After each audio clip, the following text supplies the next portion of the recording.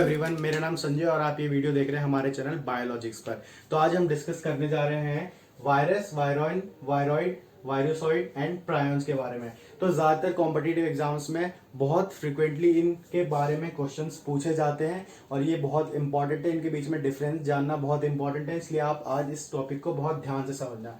ठीक है, तो हम स्टार्ट करते हैं सबसे पहले वायरस से। ठीक है, तो वायरस से हम स्टार्ट करते हैं। तो क्या होता है कि जो वायरस होता है वो बहुत ही स्मॉल एंटिटी होता है जो कि मिलके बना होता है न्यूक्लिक एसिड से प्लस प्रोटीन से। ठीक है, मेनली दो कंपोनेंट होते हैं वायरस में, एक होता है न्यूक्लिक एसिड और एक होता है प्रोटीन। ठीक है, तो इन दोनों को मिला के हम बोलते हैं ये प्रोटीन जो होता है वो कैप्सिड बोलते हैं इसको। ठीक है, तो ये हो गया हमारा न्यूक्लिक एसिड और ये जो बाहर का जो है ये इसको जो कवर करके रखा है इसको बोलते हैं प्रोटीन कैप्सिड। तो इन दोनों को मिला के हम बोलते हैं न्यूक्लियो कैप्सिड। ओके, नाउ अब ध्यान देना आप कि ये जो न्यूक्लिक एसिड है, ठीक है, ये इसका जेनेटिक मटेरियल होता है। ठीक, तो इसका जो जेनेटिक मटेरियल होता है वो दो टाइप का हो सकता है। ठीक है, पहला होता है इसका या तो ये डीएनए होगा, ठीक है, या तो ये डीएनए होगा या ये आरएनए होगा। राइट, अगर ये डीएनए होगा तो भी ये दो फॉर्म में मिल सकता है, या तो ये सिंगल स्ट्रैंडेड होगा डीएनए या ये डबल स्ट्रैंडेड होगा। ठीक, और अगर आरएनए भी हुआ तब भी ये दो फॉर्म में मिल सकता है, या तो ये सिंगल स्ट्रैंडेड होगा या ये डबल स्ट्रैंडेड होगा। ठीक है, अब अगर ये सिंगल स्ट्रैंडेड आरएनए इसका हुआ जीनोम तब भी ये दो फॉर्म में मिल सकता है, या तो नेगेटिव सेंस आरएनए या पॉजिटिव सेंस आरएनए। तो आप देख रहे हैं ना यहाँ पे कि एक वायरस के अंदर कितने टाइप के जेनेटिक मटेरियल मिल सकते हैं। तो या तो सिंगल स्ट्रैंडेड डीएनए मिल सकता है, या डबल स्ट्रैंडेड डीएनए मिल सकता है, या नेगेटिव सिंगल स्ट्रैंडेड आरएनए मिल सकता है, या पॉजिटिव डबल स्ट्रैंडेड आरएनए मिल सकता है। तो इतने टाइप के जेनेटिक मटेरियल जीनोम एक वायरस में मिल सकते हैं। इतनी सारी वेराइटीज होती है जेनेटिक मटेरियल की। ठीक है, तो ये हो गया न्यूक्लिक एसिड जो कि जेनेटिक मटेरियल होता है। उसके बाद प्रेजेंट होता है कैप्सिड जो कि प्रोटीन से मिलकर बना होता है, और उसके बाहर प्रेजेंट होता है हमारा एनवलप। ओके, ये होता है हमारा एनवलप, और इसके बाहर जो ये प्रेजेंट है वो होता है हमारा स्पाइक्स। ठीक, ओके, तो अब वायरस जो होते हैं वायरस जो होते हैं वो on the basis of envelope के बेसिस पे दो टाइप के होते हैं। अगर उनके कैप्सिड के बाहर भी एक एनवलप प्रेजेंट है, एक कवर प्रेजेंट है, तो वो कहलाते हैं एनवलप्ड वायरस। और अगर उनके कैप्सिड के बाहर कोई भी एनवलप प्रेजेंट नहीं है तो वो कहलाएंगे नेकेड वायरस। राइट, अब हम बढ़ते हैं अपने दूसरे पॉइंट की तरफ जो कि है विरियन बोलते हैं। ठीक है, डिपेंड करता है सबके प्रोनाउंसिएशन पे, सब लोग अलग अलग बोलते हैं, तो विरियन बोलते हैं। तो विरियन क्या होता है कि अगर आप वायरस समझ गए हैं तो विरियन भी आप समझ जाएंगे। इन दोनों में बस एक छोटा सा डिफरेंस है कि अगर ये वायरस किसी होस्ट सेल के अंदर है, मान लो ये वायरस है और ये किसी होस्ट सेल के अंदर है, तो ये कहलाएगा वायरस। ओके, और अगर ये वायरस होस्ट सेल के बाहर प्रेजेंट है, अगर यही वायरस होस्ट सेल के बाहर प्रेजेंट है तो ये कहलाएगा आपका विरियन। ठीक है, ये कहलाएगा आपका विरियन। बस इतना सा डिफरेंस है वायरस और विरियन में। अगर ये होस्ट सेल के अंदर है तो ये वायरस कहलाएगा, और अगर ये होस्ट सेल के बाहर है तो ये विरियन कहलाएगा।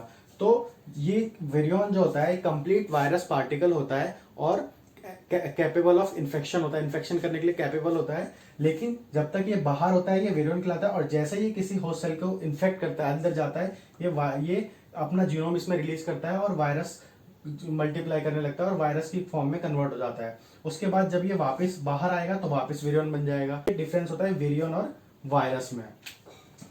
उसके बाद हम चलते हैं वायरॉइड पे।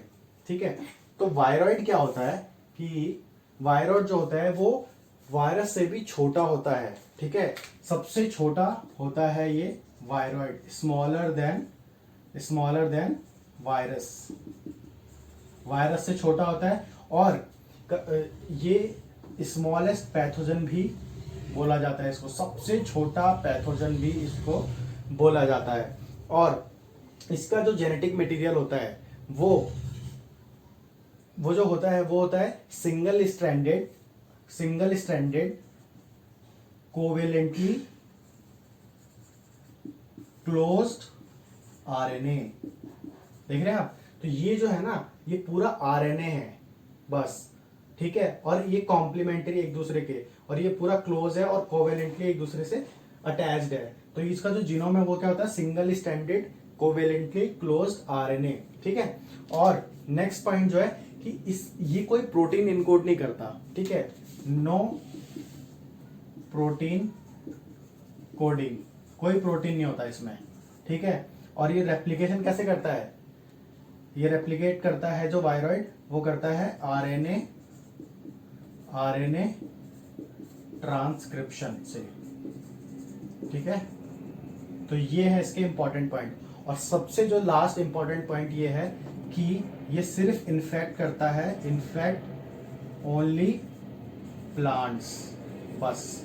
ये क्वेश्चन एग्जाम में आता है कि इनमें से, ऐसा एग्जांपल दे देंगे कि इनमें से सब सिर्फ प्लांट्स को कौन इन्फेक्ट करता है, तो वो वायरॉइड करता है। और जो पहला वायरॉइड डिस्कवर हुआ था वो था pathogen of potato spindle tuber disease, right. तो इसको आप याद रखेंगे। अब हम चलते हैं अपना नेक्स्ट टॉपिक, ठीक है, वायरोसॉइड भी बोलते हैं इसको। तो वायरोसॉइड के बारे में आप जान लीजिए। ये क्या होता है कि ये होता है हमारा दो फॉर्म में, इसका जो जेनेटिक मटेरियल होता है वो दो फॉर्म में प्रेजेंट हो सकता है। या तो ये लीनियर आरएनए होगा, ठीक है, या तो ये लीनियर आरएनए होगा या सर्कुलर आरएनए होगा। इसका जो जीनोम है लीनियर आरएनए या सर्कुलर आरएनए, तो इसका जेनेटिक मटेरियल दो फॉर्म में प्रेजेंट हो सकता है।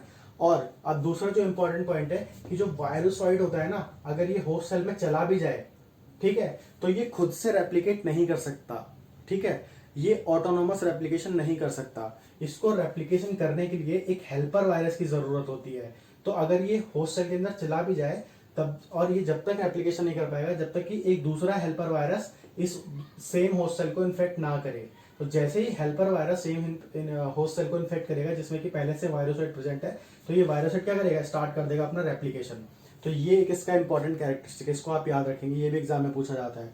अब तो ये हो गया वायरोसॉइड के बारे में। अब जो हम लास्ट डिस्कस करने जा रहे हैं वो करने जा रहे हैं प्रायोन्स के बारे में, ठीक है। तो प्रायोन्स क्या होता है, प्रायन कोई भी वायरस पार्टिकल नहीं है, कोई विरियन पार्टिकल नहीं है, बट ये क्या है, ये ब्रेन में पाया जाता है, ह्यूमंस के, एनिमल्स के, ठीक है। और ये क्या होता है कि होस्ट सेल का ही मिसफोल्डेड फॉर्म ऑफ प्रोटीन होता है, ठीक है। प्रायोन क्या होता है, मिसफोल्डेड फॉर्म ऑफ प्रोटीन जो कि इन्फेक्शियस बन जाता है, इन्फेक्शियस इन नेचर, ठीक है। अब और प्रायोन्स जो होता है क्योंकि वो होस्ट सेल के अंदर ही होता है, होस्ट सेल का ही प्रोटीन होता है, बट वो मिसफोल्डेड हो जाता है। तो ये एनकोड भी किससे होता है, होस्ट सेल का क्रोमोसोम ही ये प्रायोन प्रोटीन बनाता है। तो इसमें किसी वायरस से कोई लेना देना नहीं है। तो ये कंफ्यूजन अगर आपको है कि प्रायोन कोई वायरस पार्टिकल है तो भूल जाइए, ये होस्ट सेल में ही, होस्ट बॉडी में ही, ब्रेन में मिसफोल्डेड प्रोटीन होता है जो कि होस्ट का ही प्रोटीन होता है, ठीक है।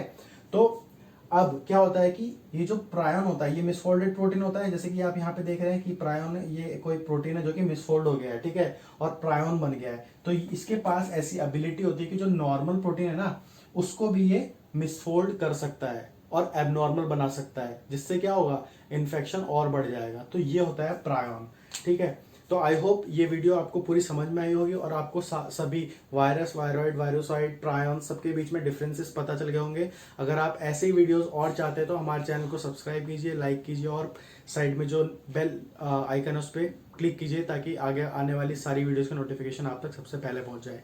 Thank you so much.